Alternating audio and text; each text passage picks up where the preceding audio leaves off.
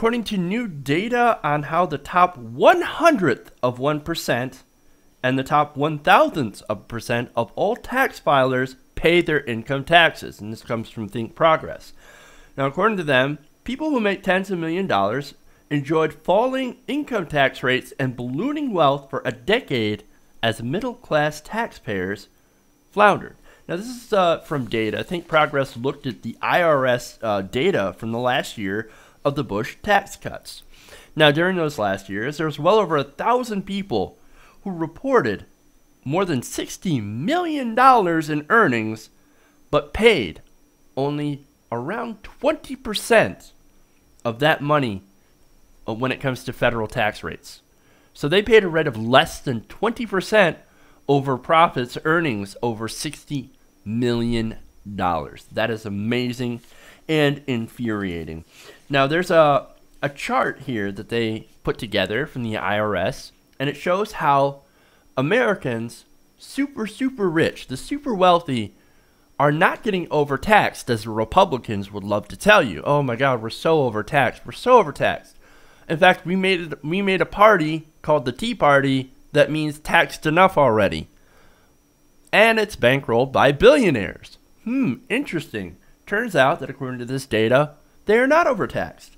In fact, starting about 2003 to 2012, wealthy have people making over $62 million a year have hardly paid over 20% in income taxes. A 20% rate in income taxes. In fact, it's going down to somewhere around 17 to 16%, which ironically is really close to people who make $36,000 a year.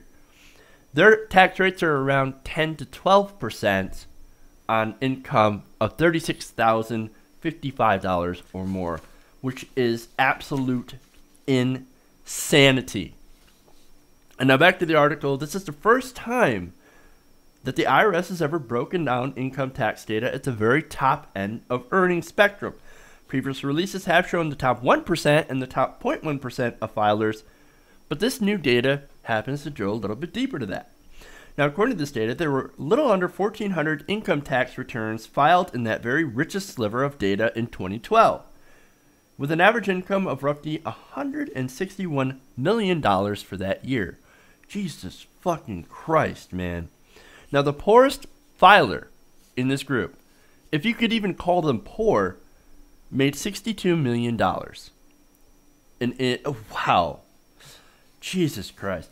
Okay, so let's take a look at another chart here from Think Progress, and this is amazing.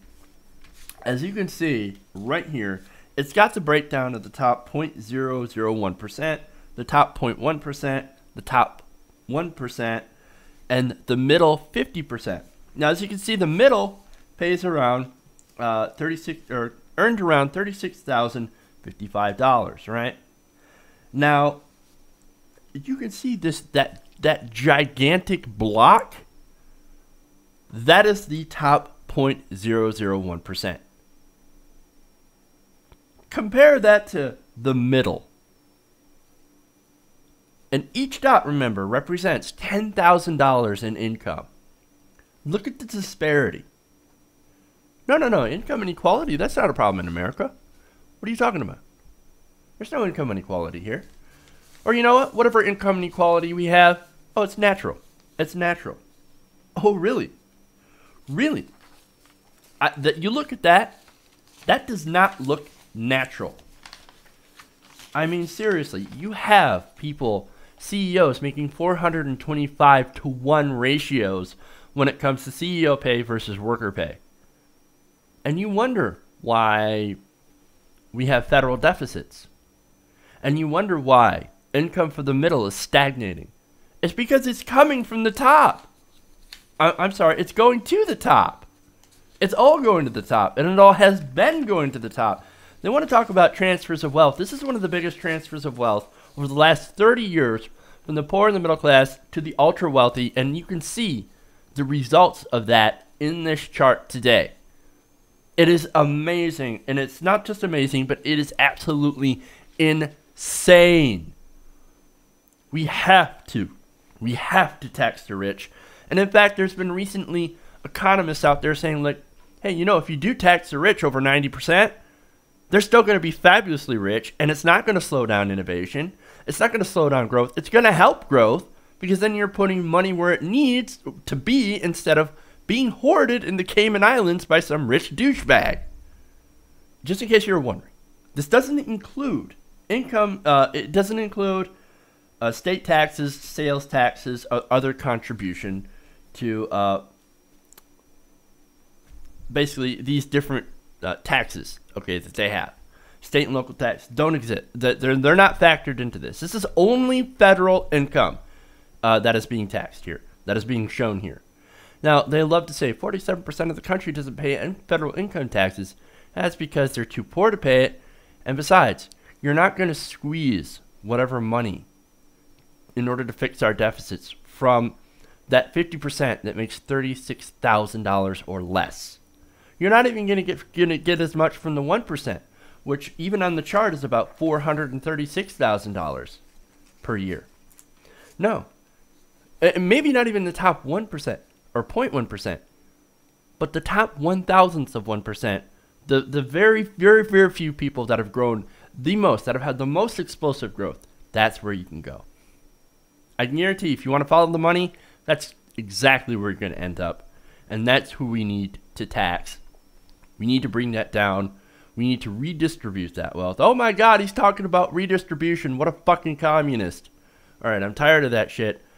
What we've seen already, as I've explained earlier, is that there already has been a massive redistribution.